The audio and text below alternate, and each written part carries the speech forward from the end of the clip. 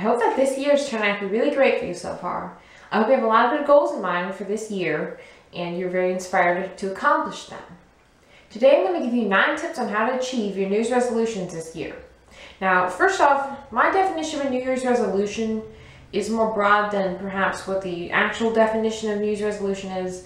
My definition of a New Year's resolution is merely something you want to get done this year. It doesn't have to be something you want to change. It can be anything, any kind of goals. In my opinion, it's just a goal list for the year.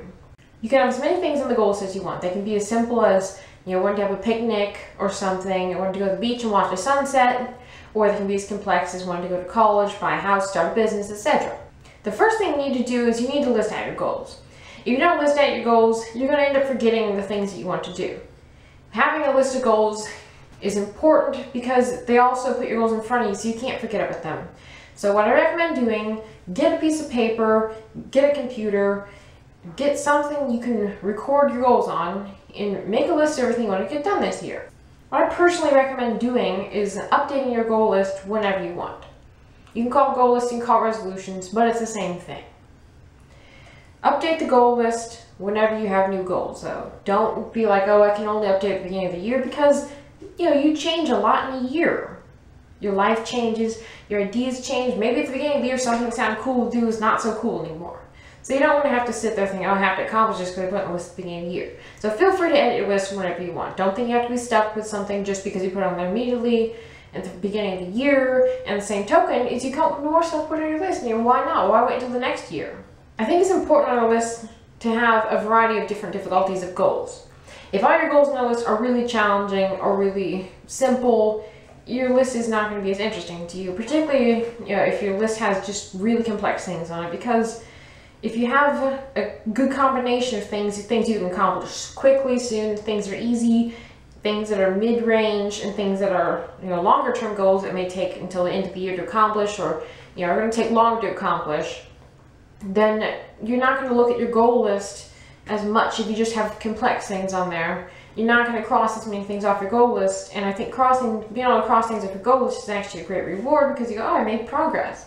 I think that's really important to keep you motivated, is seeing that you have made progress. If you haven't made progress, and you're not going to be interested in continuing to work on the goals. So having a list that has a good variety of things, having things that are simple and that you can accomplish quickly, whether it's even just seeing a particular movie, that can be a goal. Goals can be simple things like that, or they can be complex things.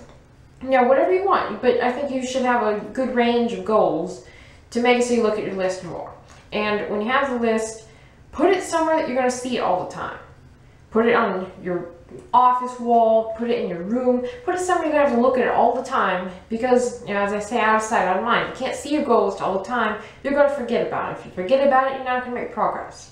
The next thing I think is important to do is keep a list of your accomplishments. I always think it's really awesome at the end of the year when I look back on the list of things I've done that year, and I go, wow, at the beginning of the year I did this, and you get to see how far you've come, and seeing that you have done cool things before, like, you think, if I could do that, then I can do this, that kind of thing. I think that's really important as far as also, I just think it's cool to track, like, wow, I did all these things in a year. I had a very awesome, fun, productive year. Maybe I can make this year even better. I think that is really important. And also, reward yourself in some way when you achieve the goal.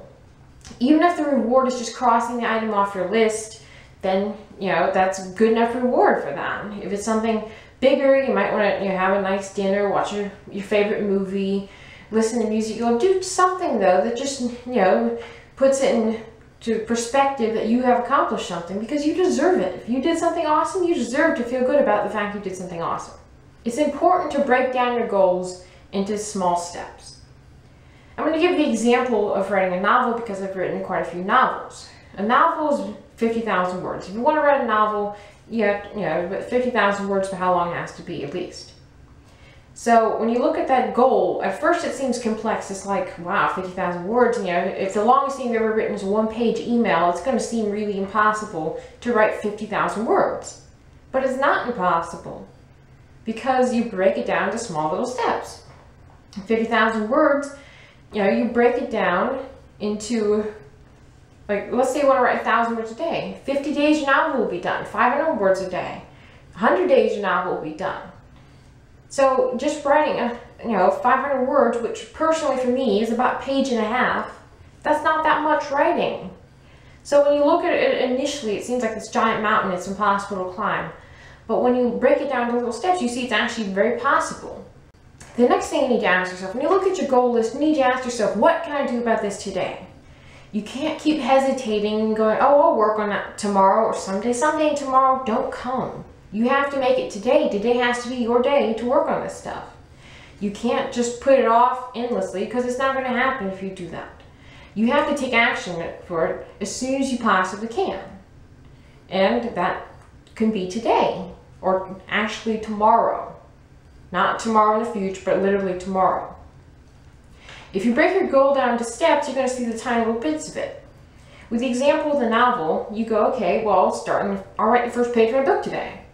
You don't have to be perfect as far as how much you work on stuff. You write the exact same amount every day or whatever it might be, but just work on something. Do something to take that first step today, because no matter how complex your goal is, I can almost guarantee you that there's something you can do about it today, even if it's a really small step. You want to start a business, look online, start learning about different types of business licenses. If you know what kind of business license you want, then start researching like how much it costs to get one in your area. Think how you're going to save the money to start a company. Just do something to it. There's always something to do for every goal every day. The next thing you need to do, you need to stop being afraid. You need to stop being afraid of what if I can't do this, what will other people think, what if it doesn't work out right. You just need to stop being afraid, because if you're afraid, you're not going to end up getting to your goal. Don't be afraid of not accomplishing your goal. Don't be afraid of like, well, what if I try and it doesn't work? Don't do that, because if you keep working on it, you can make it happen. And don't be afraid also to do what's necessary to get to your goal. It may be out of your comfort zone. It may be something you've never pictured yourself doing before. But if it's your goal now, then you can do it. You just have to believe in yourself. And believe in yourself requires not being afraid. You need to think possible. You need to get all ideas out of your mind that what you want to do is not possible, that you're not good enough to do it, you don't have enough money, you're not smart enough, you're not in the right position, you don't, whatever it might be that's holding you back, stop believing it. You need to think everything is possible, because it is possible. If you keep trying, anything is possible. And when you're working on your goals, it's very important to believe, even if it doesn't seem like you're making progress. Even if it seems like, oh, how am I ever going to do this? You can do it. It may not seem like you're making progress, but you're going to look back on it someday and go, wow, I should have made a lot of progress. Sometimes progress is so small, it's really hard to see it. But it doesn't mean it's not there just because you can't see it.